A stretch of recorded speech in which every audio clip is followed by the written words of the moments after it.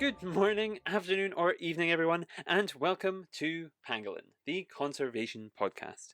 The podcast dedicated to helping tell underappreciated, under-publicized, under-loved conservation stories that inspire me, and I hope will inspire you too. I'm your host, Jack Baker, and happy World Oceans Day. That's right, today, June 8th, is World Oceans Day, and I am joined by a very, very special guest. Catherine Gemmell from the Marine Conservation Society is going to be joining me very, very soon to tell you all about the oceans, specifically using examples for Scotland, but also giving you advice that can apply all around the world. It's a really, really interesting conversation, and we talk about all sorts of different topics from how we can alter what we eat to how we can make political change by contacting our local representatives and making sure they represent us and our oceans and fight for what we believe in the best way that they can. So it's a really, really inspiring conversation, and I really hope you enjoy. We're publishing this episode today on World Oceans Day, of course, because of course we want to celebrate our seas. An extra little treat for you. But also worth mentioning, we did release an episode yesterday on Monday, as usual, that was a little bit about me talking about how I formed a connection with the sea. So if you're interested in that, it's worth going back and listening, because it does contextualize, I think, a lot of what I say and the way that I see the world and the way that I the reasons why I love conservation and animals and everything that I do. So if you want to listen to that, that's there as well, just talking about why I love the sea. But this episode, of course, is not about me. It's about you and what you guys can do. So I really hope you enjoy. I'll be quiet now, and I will let Catherine take over. In just a few moments, we'll be back with her. And yes, I really, really, really hope you enjoy. It was a pleasure talking to Catherine, and I think she provides not only some really interesting stories, but some really good practical advice as well for you all to follow. So yeah, once again, happy World Oceans Day, and I really hope you enjoy.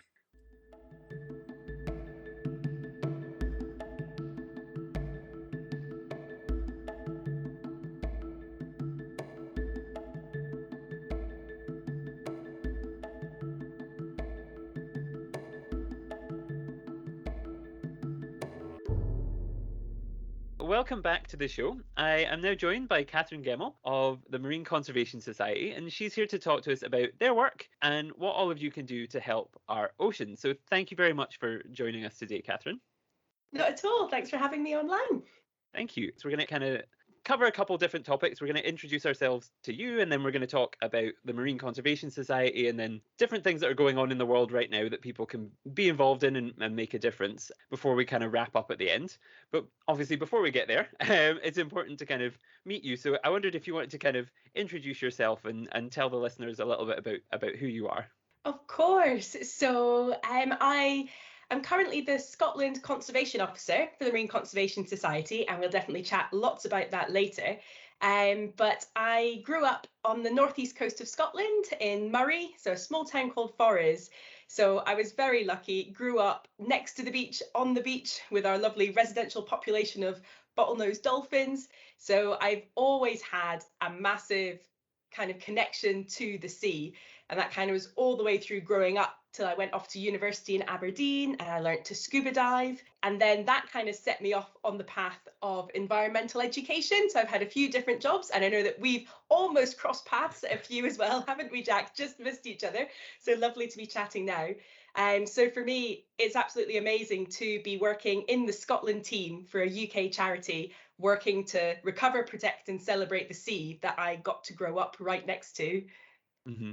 That must have been a fantastic kind of place to be based. Especially, is it something you always kind of growing up in that environment? I guess you're always around the ocean, you're always experiencing it, and you're seeing the dolphins. Was that when you kind of first realized, my whole life I want to work for this, or was it going to uni and things? Was it then when you realized I want to work in conservation, or was it always what you wanted to do? So I knew I always loved it. And I think when I was really little, I wanted to be a marine biologist. I wanted to go off and save all of the dolphins. And then in high school, I was not the best scientist, let's say. So I kind of scraped my way through my science subject. So I knew probably marine biology was not the best option for me. And I didn't really know what other jobs I could do. I kind of thought if you wanted to work to save the sea, you had to be a marine biologist. So I then kind of just put it into my head that the sea was just going to be like a hobby. So I volunteered a bit at the local dolphin centre up at Spey Bay. Still enjoyed all of my trips to the beach and rock pooling and things like that. But it was on a free trip to Aberdeen University, where you just kind of go along because it's a free day out of school. Because I was all set to go to Edinburgh to study ancient history, which I was good at. And there was a stall set up for marine and coastal resource management. And it was just a bit of a light bulb moment when I realized, oh, there's other degrees I can do related to the sea that doesn't have to mean I have to be maybe very science orientated. So it was when, I went off to uni doing that degree, I realized, oh, I can actually work with the ocean, work with the wildlife without having that necessarily overly scientific background. But I think the thing that makes most people laugh, it was the part-time job I got at university to help me fund my way through uni. And any other scuba divers know that's not the cheapest hobby in the world. So I got a part-time job at the local Disney store. And it was actually working at the Disney store and doing all of the kids' games, chatting to all the people coming in about their favorite Disney characters, that I realized I really enjoyed engaging people. So that was again when I realized, well, how do I make this into a job? I want to chat to people and engage people, but I want to do it about the sea. And that's when I kind of fell into the environmental education sector as well. So it's been a little bit of a roller coaster journey, and it's just so nice. I think whenever I get the chance to say, especially to anybody like at high school or trying to think of a career change, that it's not too late and you definitely don't have to be a marine biologist to work in marine conservation. Hmm. That's really interesting. And it's interesting to hear you have kind of. I was similar in that at high school I was not a super sciencey person, and I think it's just a find when you realize kind of, oh, it goes. I actually and I made it one step further. I went to uni for the course I was originally going to do. I did international relations and politics and stuff like that. So it was kind of I did that, and it was while I was studying that I realized, oh, conservation doesn't just have to be science because we're studying things in politics that will go on and affect the sea. And it's finding your niche and finding how your expertise or the areas you excel in can work. And I think both people will probably realize by the end of this we're both very chatty people. So I guess we both found ourselves in the kind of talking to people or sometimes at people until they start listening. That kind of niche, which I think works really well. And so I guess that kind of you formed that connection very young with the ocean, and you kind of did all this work through uni, and then that brings you to the Marine Conservation Society. I guess what was the kind of was that kind of always a goal, or was it something that you wanted to work with an organization, or what was the kind of process to get to there?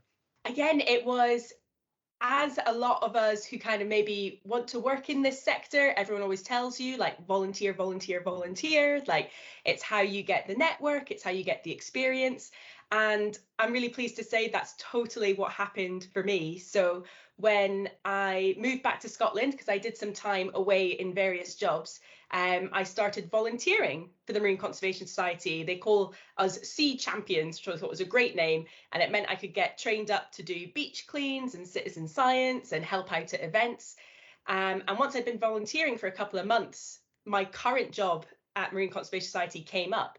And it was very much, I'd look at it and be like, oh, that's the dream job, but there's no way I would ever get that. So I didn't even think to apply for it. And it was my volunteer manager at the time who sent me an email. I'll say it in a bit more of a polite way, basically be like, get in gear and apply for this job. So I was like, oh, okay, if you think I can do it, maybe I should. And it was thanks to volunteering with them, getting that encouragement to go for it. And then, kind of getting through the interview process where I then got to give a presentation.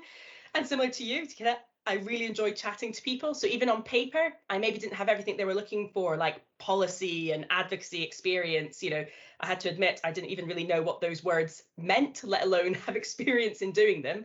But once I was able to get in front of the panel to give a presentation, they were just like, yep, that's what we need. All the other stuff you can learn. We need someone who can get other people, whether they be politicians or members of the public, excited to take action to save the sea. But if I hadn't been volunteering, the opportunity would have just never come up. That's amazing, actually, and I think it goes to show that not even if you think, oh, it's so out of reach, or it's something, oh, it's not worth the volunteering because it's not going to get me. It's just going to wait like fill my. It doesn't just fill your time. It does something valuable for kind of getting you to where you want to be, and Definitely. yeah, knowing it's you don't want to say it's not what you know, it's who you know, but it does help a lot of the time that if you know people who are going to say you're a passionate, hardworking person. We know that. We would like to work with you. It does help. So it's a good thing to kind of do. And so, what does your role involve now? What is it that you kind of spend most of your time doing? Or I guess it's very So diverse, probably. it is, yeah, definitely. And that's what I love about it is that, literally get to do so many different things. So the official job title is Scotland Conservation Officer. But how the makeup of the charity works, we are a UK-wide charity, and we also do work in the UK overseas territories as well. So we've got that international reach. But with environment being devolved to the Scottish Parliament and the Scottish Government, the charity recognised that we needed to set up a Scotland team. So back in 2000, my current manager, Callum Duncan, became their first Scotland Conservation Officer and set up an office in Edinburgh so we could start to work with the brand new Parliament and the new government to make sure that the ocean and Scotland's seas wasn't forgotten about in their work to protect and enhance the environment. So then, yeah, fast forward 15 years is when I started volunteering and the job came up. So it was really to kind of come on board to support Callum, because there's three big main areas of work that we do. We look at ocean recovery, which are things like marine protected areas and protecting biodiversity. There's clean seas, which is all about stopping ocean pollution. And then there's sustainable fisheries and aquaculture, which is about encouraging us all to choose more sustainable options and working with industry and government to ensure sustainability. So we then try and split the work between us. So Callum leads on a lot of the ocean recovery and fisheries and aquaculture work with support from our head office. And I do a lot of the clean seas and beaches work with colleagues down in England as well. That's amazing, and you're doing my segues for me because that's I was going to ask you then about all of those different elements. So that was really good that you brought them up. Excellent work. It's like I don't even need to be here. You can just keep going. But yeah, that's really interesting, and it makes so much sense to me that you would need. Even though there may be similar policies in place between Scotland and the rest of the UK, it makes sense, especially when there is. I don't I don't know if our seas are better than the rest of the UK, but I love our seas and I think they're really I special. So think it we're makes allowed sense to to have say someone that. really focused on Scottish seas and what's going on in them. So yeah, it makes sense. A little bit of bias coming in there, but yes, you mentioned the kind of three areas that you work in, and so yes, I kind of was looking on the website prior to the interview, and it was all about kind of the three goals that I kind of noticed were by 2030, the Marine Conservation Society would like a third of oceans to be truly protected so that nature can recover, ocean pollution to be showing a clear downward trend, and fish stocks to be at a sustainable level, which you kind of match up perfectly with what you were just saying there. And so I wondered, starting off, kind of if we look at each of them, starting off with a third of oceans to be truly protected. What does that mean in term for kind of what does that actually it's kind of truly protected is something that's kind of an interesting phrasing because a lot of people would think, oh, there's marine protected areas and there's already these sorts of things going on, so what does truly protected actually mean?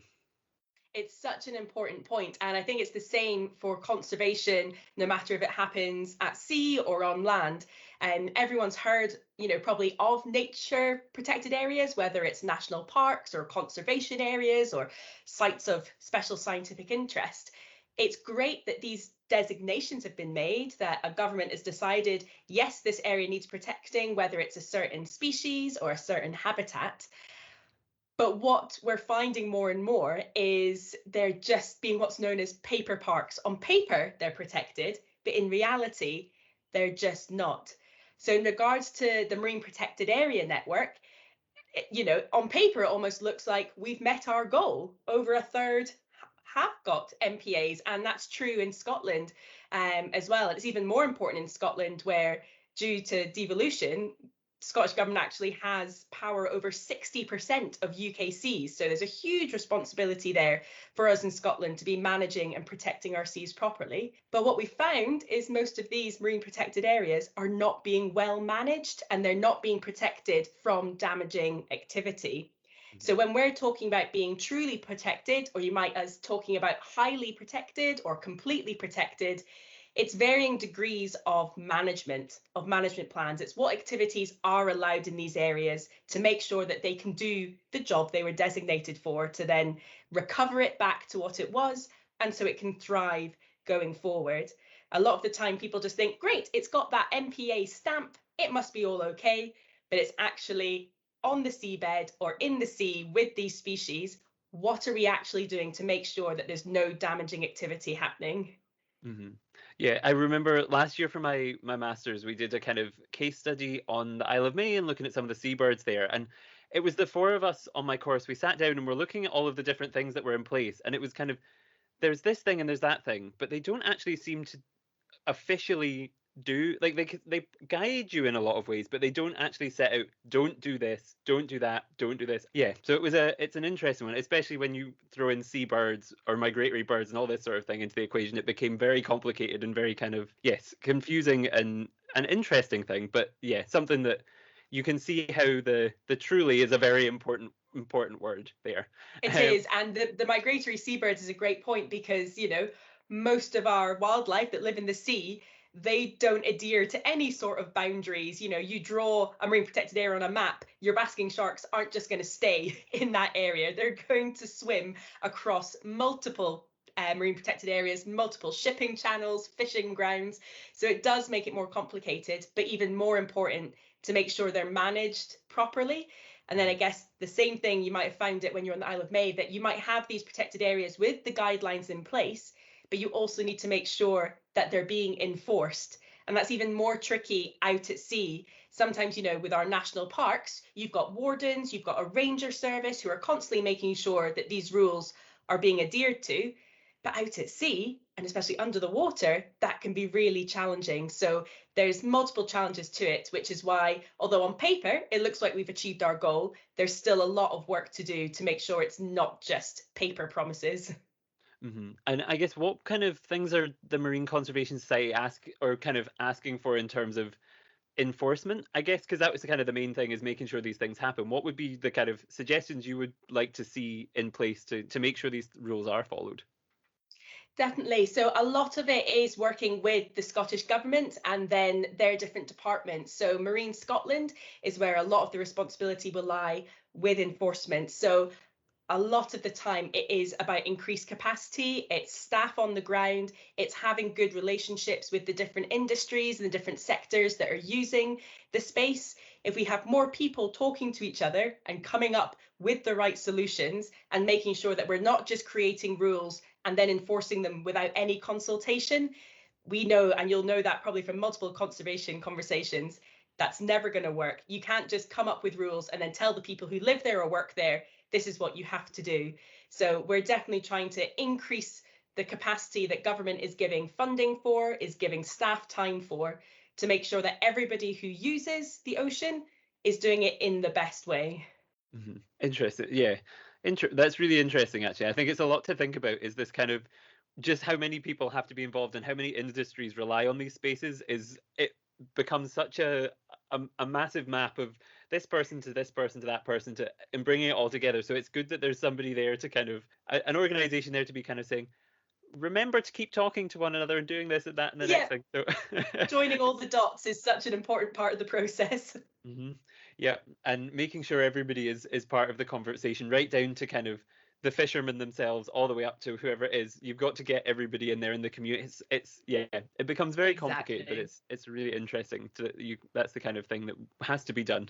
I guess that all sounds kind of a big idea that involves the government and all these things, but something that I get and might seem very detached um from the kind of people listening maybe would be thinking, oh, like that's such an issue that's far away from me. What issues can I really on a day-to-day basis almost help with? And I think the other two that we talked about, being sustainable fisheries and ocean pollution, are things that people can really help or work on a daily basis. So if we kind of start off with the second thing that the second goal that we mentioned, which was ocean pollution to show a clear downward trend, I wondered what the kind of Marine Conservation Society, what your view on what would that look like in an ideal world? What does that really mean? If you could explain it to the listeners, and then we can tell them what they can do. Of course. So we are incredibly lucky that we are not just an organization of staff, but we're an organization of hundreds, if not thousands, of incredible volunteers and supporters. And in regards to us being able to actually track what's happening to litter and pollution that's washing up on beaches around Scotland, around the rest of the UK, we've actually got volunteers who've been taking part in a citizen science project called Beach Watch, where they've not only just been doing beach cleans, but they've been recording all of the litter that they've picked up from these beach cleans. And that's been happening since 1994. So we have this massive database of beach litter from all over the UK that contributes to European data sets, international data sets. So we can track not just overall litter, but specific items as well. So we can then manage our policy work and our campaigns based on that data. So it's all evidence based. So for us to meet that goal, we then want to see all of the litter items that our volunteers are surveying to start going downwards on the graphs. Some of them have started, which is fantastic.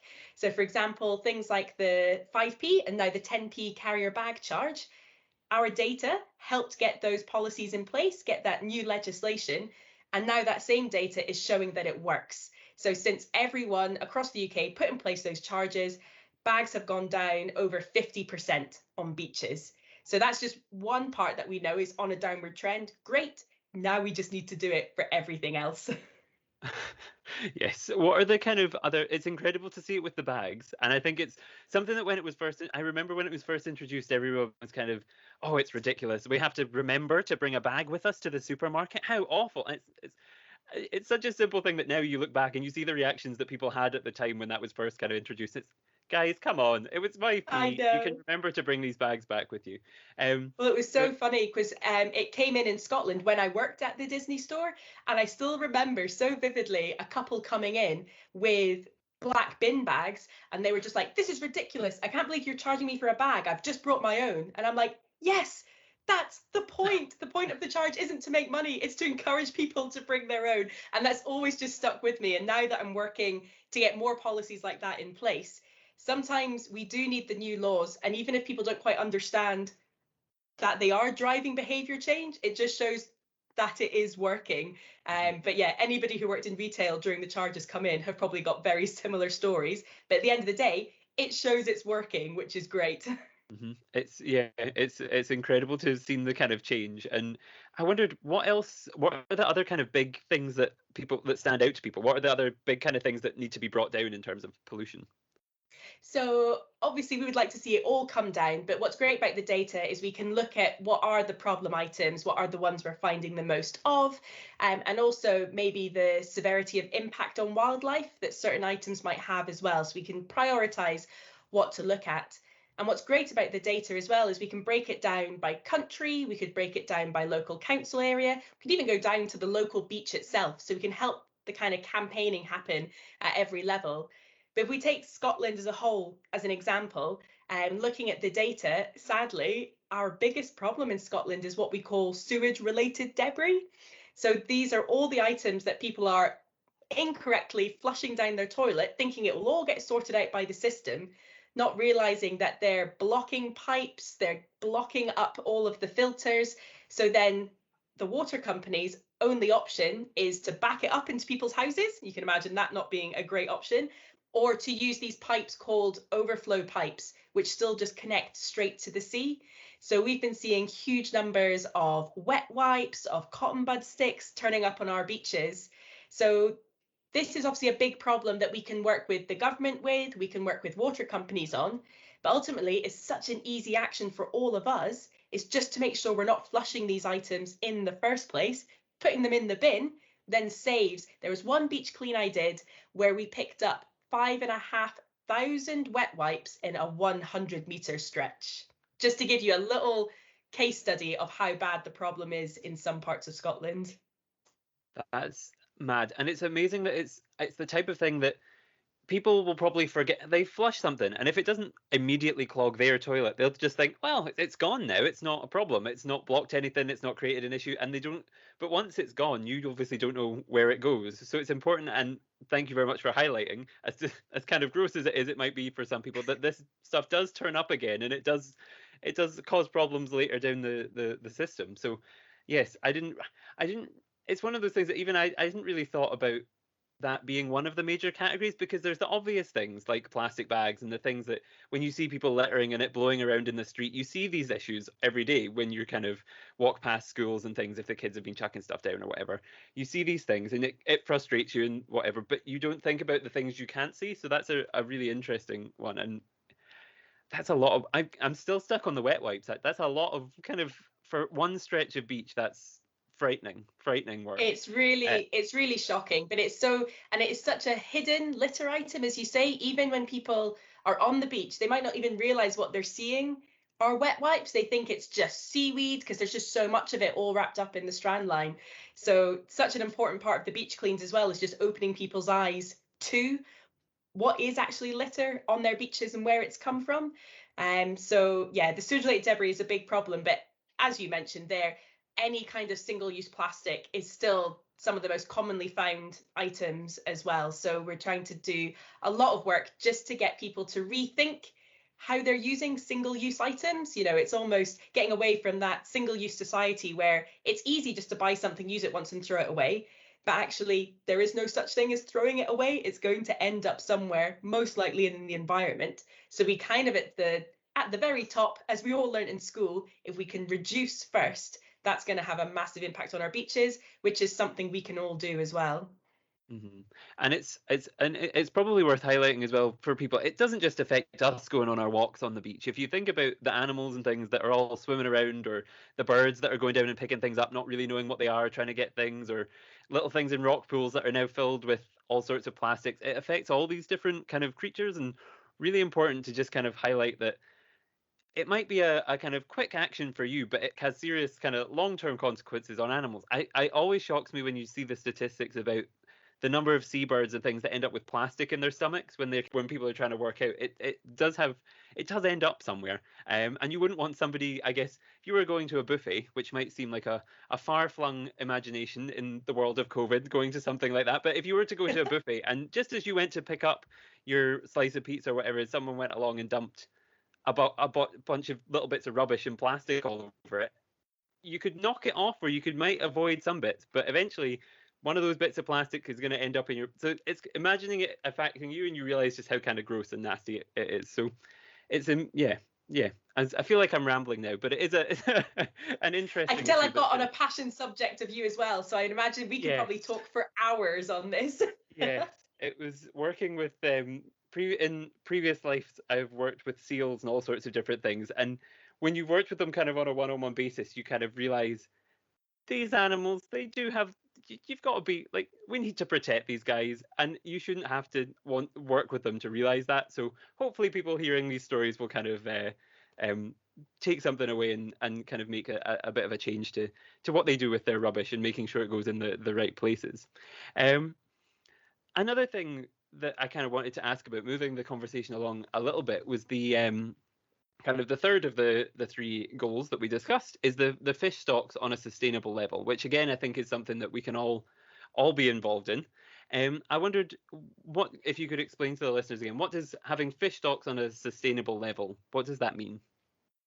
So we've got an incredible team who work not just on wild capture fisheries, but also on aquaculture. So all of our fish farms and our shellfish farms. And what they do, very similar to the beach cleans, is they gather data and scientific evidence to look at how all of these different species are doing, how they're being caught, how they're being farmed, are the stocks doing well, as in, is there enough of them to be able to keep producing so the whole population stays at a good level or is actually increasing. And every 6 months, what they do is they collect all of this information together and they produce our good fish guide. So this means that anybody who eats seafood can use the good fish guide to make sure that they're buying and choosing to eat fish or to buy fish, whether that's at a supermarket, a restaurant, or a local fishmonger.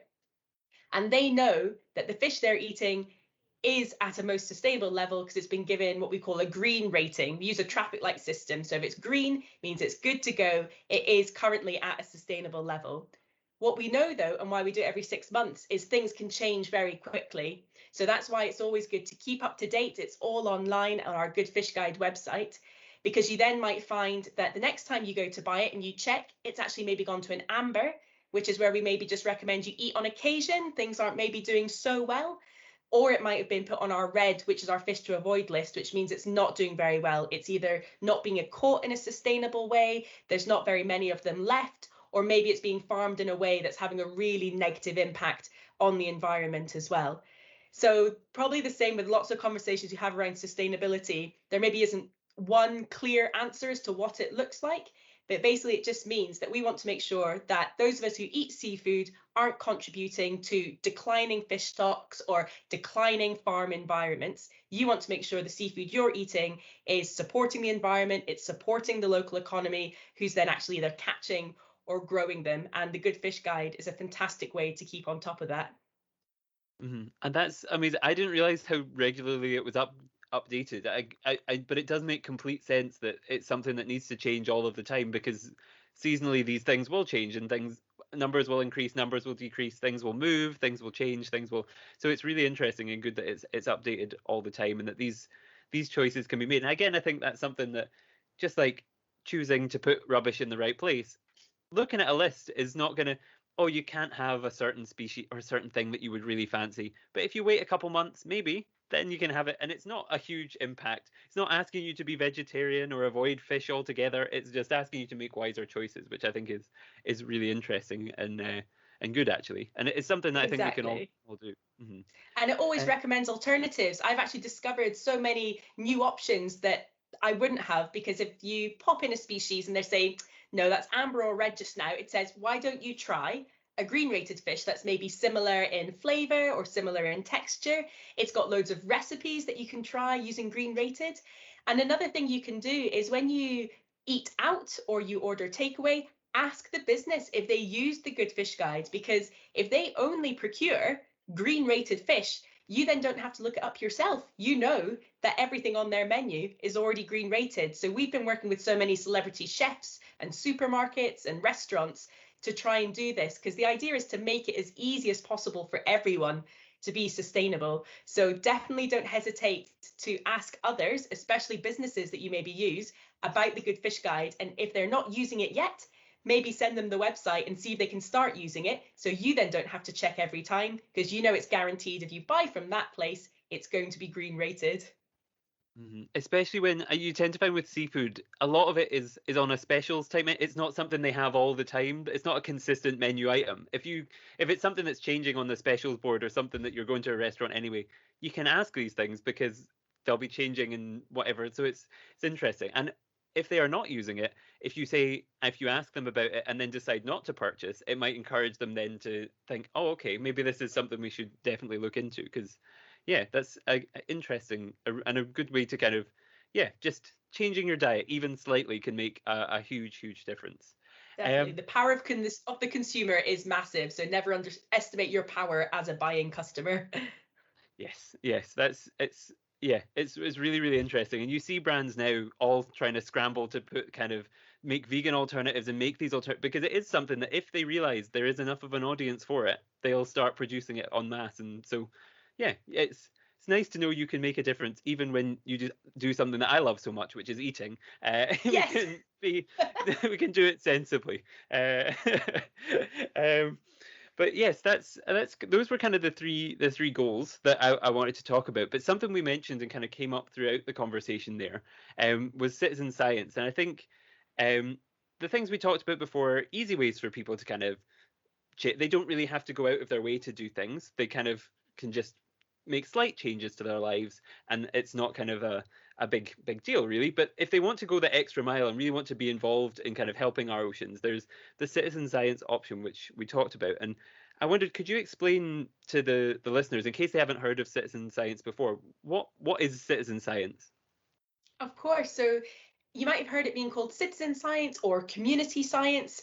And for both of us who definitely aren't, maybe the sciences aren't our strong point, it is the absolute belief that anybody can be a citizen or community scientist, because all you need to do is help gather information, and that information will then be used by policymakers, by academic scientists, by charities like the Marine Conservation Society as evidence to get change. So the example we talked about earlier was the Beach Watch, where volunteers literally just adopt a 100-meter stretch of beach, and as well as doing a beach clean, they download one of our survey forms and they just tally up all the different types of litter that they find. That gets uploaded to our website as evidence, and there you go. You are officially a citizen scientist. It's as simple as that. Simple, like you, even if you're doing the cleans anyway, it's just the sense of kind of filling out a form, and it gives you kind of, yeah, it's a good and helpful thing to do. Clearly, if when we were talking about the litter discussion, just how useful that can be in a practical sense. I wonder, is that the kind of the litter kind of operate where you were kind of reporting all of that and the different types of things? Is that the kind of main way that you can do it with the main kind of avenue for citizen science with the Marine Conservation Society, or do you have other projects going on as well? We do. So there's so many different ones. So if you are a diver or a snorkeler, we've got an incredible citizen science project called Sea Search, where they're doing exactly the same thing, but underwater, and they're surveying for biodiversity. So they're recording all the different species they're seeing, how many, the habitats, and that data is then used for our ocean recovery work. So Sea Search data has actually helped designate and get management for new marine protected areas, because Sea Search volunteers have discovered species where they had never been recorded before. So that's a really incredible one to get involved in. And you can even just do it as a snorkeler. Or if you spend more time maybe just walking on beaches, we also ask people to record wildlife sightings of creatures like basking sharks, leatherback turtles, jellyfish. And these all help as well as evidence, not just for our biodiversity work, but for climate change as well, as the movement of these creatures are actually really good indicators about what's happening to our seas, whether they're warming up, whether they're becoming more acidic, are we getting invasive species in? So really important to kind of help us understand what's happening around UK seas to help our work to then mitigate climate change. And the last one that's brilliant, if like me, you love putting on your wellies and enjoy a good kind of explore in the rock pools, is our big seaweed search, where you can actually learn about all the incredible different species of seaweed that we have. I had no idea how many different kinds we have. And very similar to Beach Watch, you just kind of adopt a 30-meter section of rocky shore and survey all the different seaweeds that you find. And that one's even super easy because you take photos of all the different seaweed, upload it, and then that's also being used for climate change work, for invasive species, and for just what's happening to our shorelines as well. So hopefully there's definitely a citizen science project that would interest anybody on our website or with our partners. That's amazing, and I think it's something that I didn't know actually until recently. Working at the Botanics, I work at for anyone who didn't know, any listeners who don't know, I work at the Royal Botanic Gardens in Edinburgh, and it was only recently I've started working with people about seaweeds. And I've lived in Scotland my whole life. I've been to the beach a whole lot. I lived in St Andrews for 5 years, so I would wander by the sea every day. And I just didn't realize the diversity of seaweed and the uses of seaweed and the things that are going on, that and how important seaweed can be. So that's an interesting one. And then also in terms of the kind of animal species, I think a lot of people don't appreciate just how, or don't know, just don't kind of have an awareness of the different things that go on in Scottish seas. There's so many different species, and while you may think, why would I want to go snorkeling? It must be freezing. On a clear day, on a nice day, if you're kind of looking, there are some incredible species of sharks and rays and all sorts of different fish and tiny little like starfish and all sorts of different things that you would never imagine, or you would only imagine, I guess, in kind of warm coral reef kind of tropical seas that all happen right here in Scotland. If you're listening in Scotland, um, that are they're right there. So really worth kind of doing and getting involved. And anyone could put a snorkel on. So yeah, you can go out there and Yeah. get involved.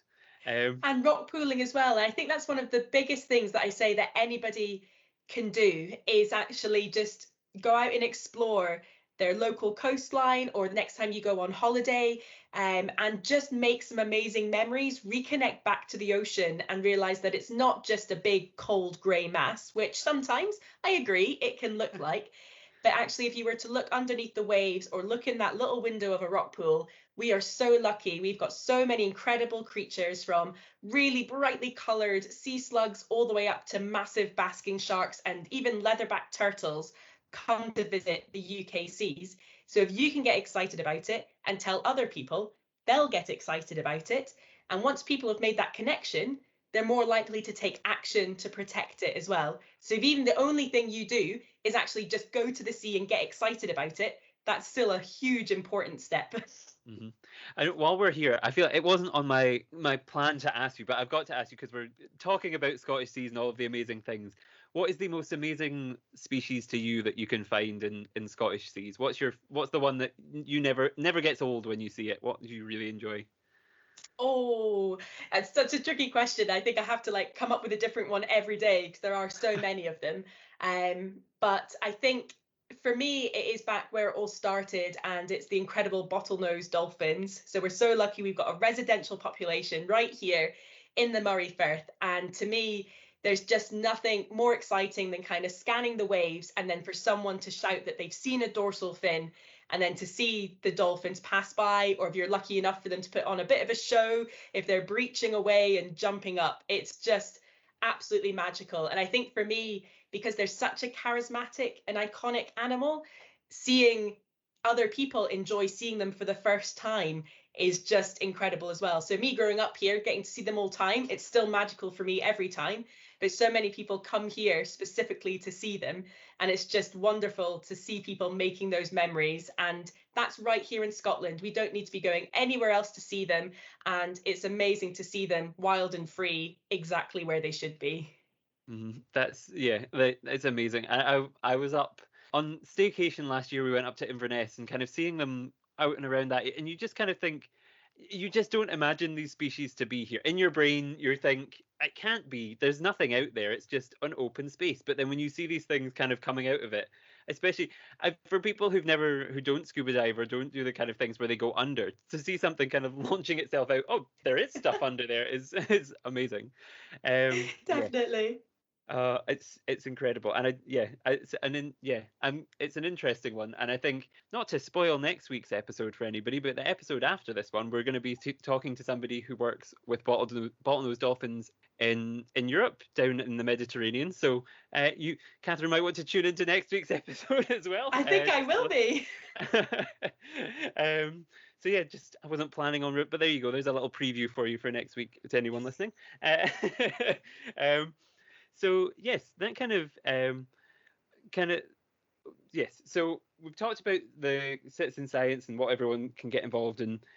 If they're interested and want to get involved, is it just a case of going onto your website? Back on track. Is it just a case of going on your website and kind of having a look on there? Definitely, please do. So it's super easy, just www.mcsuk.org. Got a brand new website that just launched a couple of weeks ago. So all of our projects and all the information is on there. You can also sign up to our e-news, so you'll get monthly updates with all the campaigns and ways that you can take part. And for anyone on social media, please do come and link up and follow us on social media, as we're constantly posting everything that our supporters are doing, that our partners are doing, and keeping you updated on all the actions that you can take, whether it's signing a petition, doing a beach clean, or maybe even speaking to your local politician. There's so many ways that you can get involved and help out. And I think that's yeah. I first of all, I noticed the new branding and logo and everything. It's very nice and very. I really liked it the other day when I was doing research. I said, "Oh, this is all very fancy and new. It's very nice." Um, and yes, it's good advice. I think not just for people in Scotland to do these things, but if you're somewhere and you think, "Oh well, I'm not in Scotland. I can't do any." All of these things, there's oceans around pretty much everywhere, so you can Yeah. do all these things, reducing your kind of waste and getting in contact with politicians and things wherever you're based. I guess um, if there is somebody listening, what would you from somewhere that isn't Scotland? A large part of our audience is scattered all over the place. What would you say to them to if they were kind of interested in marine conservation near them? What would your kind of key advice be, or would it be similar to the stuff that you've said for Scottish listeners? Definitely, you're completely right. We're very much a believer that there is only one ocean. Everything is connected. If you drop a plastic bottle off the Firth of Forth in Scotland, it could end up anywhere else in the world. So it's actually so important to have a global audience and global discussions about this. And for taking local action, there is so many brilliant organizations across the world doing similar work to us, but in different countries. But we're also connected into so many global networks. So coming back to our beach cleans, all of the beach cleans we do in September, we kind of call our Great British Beach Clean. And all that data feeds into the International Coastal Cleanup. So there's over 70 countries around the world that contribute to that data set. So it then goes to world leaders for them trying to tackle ocean pollution as well. So wherever you are, definitely spend some time having a look to see if there's any charities doing that work near you. But there's so many incredible community groups that I work with that just set up themselves. They work with their local council, they work with the local business to get some funding, to get litter pickers, to get snorkel kits, whatever it is they need. And you can literally start marine conservation on your local beach. And I think what the important thing is building up that community, and you'll be surprised how quickly it'll grow. Yes, yeah, it's one of those things that once you start talking and getting people involved, it's amazing just how many people you find who have these interests and are willing to, even if they're not interested now, if you keep talking about it and it becomes their, then later down the line, who knows, it may become a major interest of theirs. I remember, see, it's something that I remember my little sister when I was younger. I was always the animal person, never kind of. She wouldn't. She refused to go and see any animal attract. She just wasn't interested. And now she's the one who is the vegan activisty type, even more so than me. And I host a podcast about conservation. So she is like the people, even the people you least expect. Get them involved, get them talking about these things because it's really important, and really it can have a major effect. So yes, that's a really good piece of advice, I think. I wondered that kind of brings me most kind of to the end of the questions that I had for you. But I guess and the whole thing, usually my last question is always, if you had one piece of advice for the listeners, what would it? But we've got lots of pieces of advice. So I guess my last question for you would be, if people are interested, you've said go to the website and things. Is there anything else you wanted to talk about, or anything else that you would like to highlight for listeners before we go? I think we've spent a lot of time focusing on all the things that we can do as individuals. So, what I also like to remind everyone, though, is it's not just up to us. So, we Mhm. usually kind of work on our campaigns on three levels. We definitely work with society, as in members of the public. What individual actions can we all make? And we've covered Yeah. lots of those. But we also work with business and industry, and we work with government to hold them to account and to make sure that they're doing everything in their power to protect, to celebrate, and to recover our ocean. And a lot of the time, we can only do that if our supporters will contact their local politicians. And it can be quite a scary thing if you've never done it before. But what I'd like to remind everyone is your MP, your MSP, your local councillors, they are elected to represent you and represent your voice. The ocean doesn't have a voice. So if you could be that voice, whether it's at your local council, whether it's at the Scottish Parliament, or if it's at Westminster for the UK Parliament, that will really help us get these big changes of laws going through if you're asking all of your politicians to make sure that they're passing laws to protect the ocean. So always remember, it's not just on your shoulders. We literally need everybody to play their part, and that includes asking industry and government to play their part too. Thank you for it, because it was one of those things I was going to ask about, and I thought, well, we've already been talking about. I don't want to keep too much of our time, and then you said exactly what I was going to ask you, so I was like, yes, that's exactly. Didn't have to do it myself. Uh, Perfect.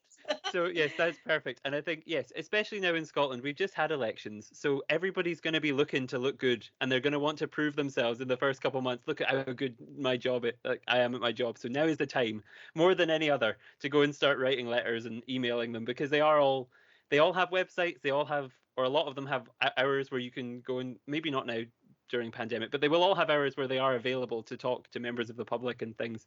So find out who your local representatives are, and yeah, make these changes. Start emailing them, start contacting them. Just doing these little things. Even if you copy and paste similar messages to a lot of them, they won't know that you've written the same thing to 3 or 4 different people. They won't know. But if the 3 or 4 people receive similar things, it might cause them to have a conversation. So there you it's a really good piece and valuable piece of advice. So thank you very much for giving it. Um, but yeah, that kind of brings us very nicely to the end. I'll put all of the links to the things that we've talked about in the description for this episode, so that if anyone listening is interested in the citizen science or in just learning a little bit more about your work and things, that it should all be easily accessible for them. But yeah, I guess the last thing I have to do is say thank you very much for your time today. Thank you so much for joining me and for all of your incredible insights and advice that we've given. So thank you very much. No, thank you for having me, and hopefully it won't be long till we can all hang out on a beach again together soon. Yes, yes. That's a bonus reason to do all these things. You get to be outside, especially during pandemic. If you're cleaning, no one's going to come up and bother you. Go outside and clean. But yeah, thank you so much. Thank you.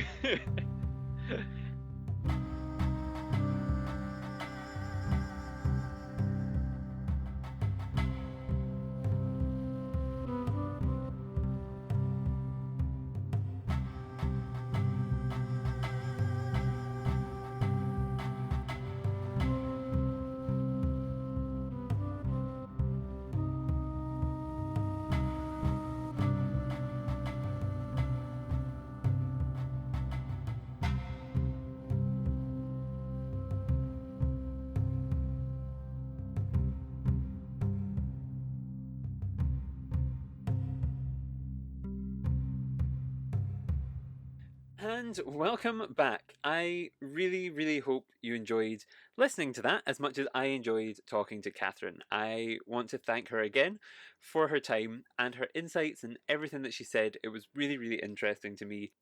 As she said, we've almost crossed paths numerous times throughout our existence, and so to finally be able to sit down with her for an hour and talk about a thing that we both love so much, the oceans, was really, really special and really, really interesting. And I think the changes that we have suggested you make to your lives are not that tricky. And especially on World Oceans Day, maybe commit to just doing 1 or 2 of them. If it's even just eating slightly less fish, even if it's just being slightly more aware of where your rubbish goes, just these little things will add up and make such a huge, huge, huge, huge difference. So yeah, thank you very much for listening, and thank you even more if you're listened and taken in and plan to make change. Of course, I'll put references and links to everything we talked about in the description for this episode. So if you want to get more involved and do kind of citizen science projects or other stuff like that, please go ahead and do it because it's really, really interesting. And also make sure and look out for other similar initiatives that could be going on around the world. So if you're in Scotland, those are really relevant to you. But if perhaps you're in England or even or further away, given we're now listened to in almost 50 countries, if you're further away, yeah, just do your bit. Look up your local organizations and see what you can do. So, yeah, that brings us to the end of today's episode. Thank you so much again for listening. Happy World Oceans Day. Make sure you follow us on your podcast streaming service of choice. We're on pretty much all of them, so make sure to find us on there. And also, make sure to follow us on social media as well. So we're on Twitter, Instagram, Facebook, LinkedIn, pretty much everywhere at Pangolin Podcast. So thank you so much for listening. And yes, until next time, happy World Oceans Day. Bye.